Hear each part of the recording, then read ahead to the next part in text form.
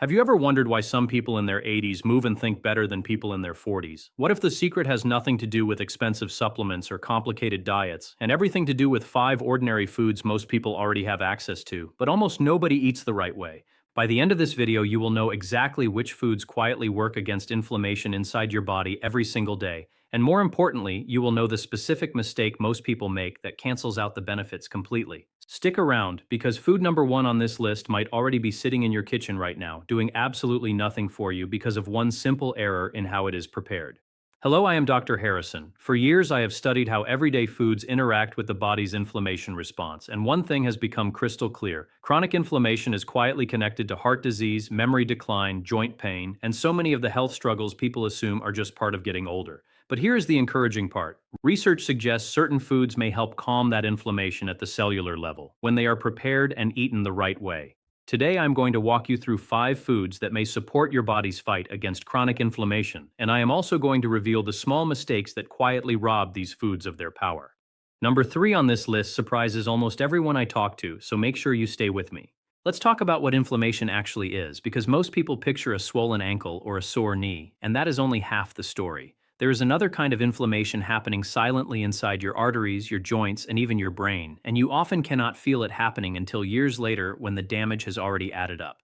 Scientists sometimes call this low-grade chronic inflammation, and it has been linked to some of the most common health struggles people face as they age. The frustrating part is that most people are already trying to fight it. They are just doing it wrong, and that mistake might be happening in your own kitchen right now. Here is why this mistake is so common. Many of the foods that may help fight inflammation only work under very specific conditions. Heat, timing, and even what you pair them with can completely change whether your body absorbs the beneficial compounds or whether they pass through doing almost nothing. Most people assume that if a food is healthy, cooking it any way you like will preserve the benefit. Unfortunately, that is not how biology works, and it is the number one reason people eat what they think is a superfood every single day and never notice a difference. Once you understand this, you will never look at your grocery list the same way again. Let's start with food number 1, wild-caught salmon. Salmon is rich in omega-3 fatty acids, specifically EPA and DHA, which research suggests may help rebuild cell membranes and support the body's fight against systemic inflammation.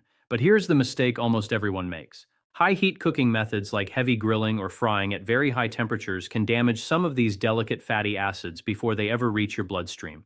A gentler approach like baking at a moderate temperature or slow cooking may help preserve more of these beneficial compounds.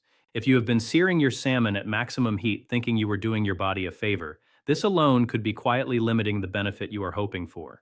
Now let's move to food number 2, extra virgin olive oil. This one contains a compound called oleocanthal, which some researchers describe as acting somewhat similarly to how ibuprofen affects the body, without the same side effects. But the mistake here is heat. Extra virgin olive oil has a relatively low smoke point, and once it is heated past that point, some of its most beneficial compounds may begin to break down.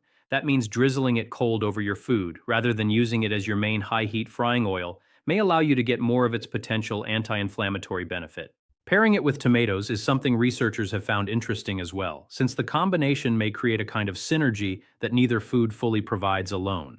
Let's talk about food number 3, and I promised you this one would surprise people. Blueberries. Now I know what you are thinking. Blueberries are already famous for being healthy, so what is the surprise? Here it is. Most people assume fresh blueberries are always superior to frozen ones, and toss frozen berries aside thinking they lost their value. But research suggests frozen blueberries can retain comparable levels of anthocyanins, the compounds responsible for protecting your cells and helping neutralize inflammation. So if fresh blueberries are out of season or expensive where you live, frozen ones may still give you much of the same benefit. Another detail worth knowing, pairing blueberries with a fiber source like oatmeal may support better absorption of these beneficial compounds, thanks to the fiber's interaction with digestion. Now for food number 4, and this one often gets overlooked entirely, broccoli sprouts. These tiny sprouts contain remarkably high levels of a compound called sulforaphane, which research suggests may activate what some scientists refer to as the body's master anti-inflammatory switch. But here comes the mistake almost nobody knows about.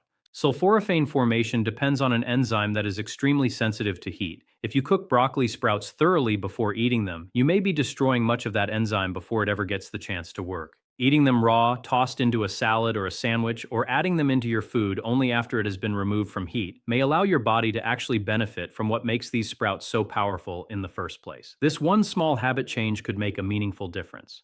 And now for food number 5, something I like to add to this list because so few people talk about it: fatty walnuts. Walnuts contain alpha-linolenic acid, a plant-based omega-3, along with polyphenols that research suggests may help support a healthy inflammatory response in the body. The mistake with walnuts usually is not about heat, it is about quantity and storage.